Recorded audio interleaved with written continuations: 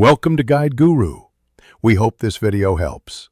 You begin by creating a new Android Studio project using an empty activity template so you have a clean entry point.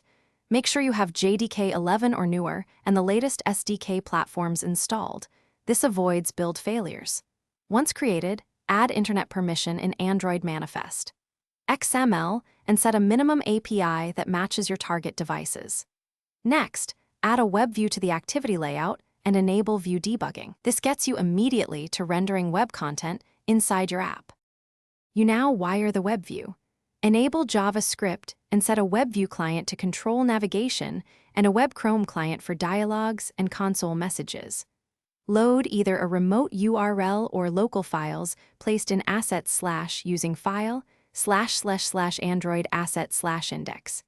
HTML for instant offline testing. Implement a secure JavaScript interface only when necessary and prefer evaluate JavaScript for callbacks because it's asynchronous and safer. Once done, optimize settings like cache mode, mixed content handling, and hardware acceleration to improve performance and rendering fidelity. Finish by thoroughly testing. Run on multiple emulators and at least one physical device, and use Chrome / inspect to debug web view JavaScript and network requests.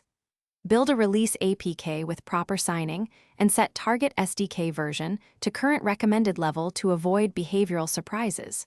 Make sure to handle back navigation and lifecycle events to preserve state. If something goes wrong, inspect console logs. Verify internet and file permissions, watch for mixed content blocks, and confirm your JavaScript interface isn't null. Thanks for watching. Consider subscribing if we helped you today.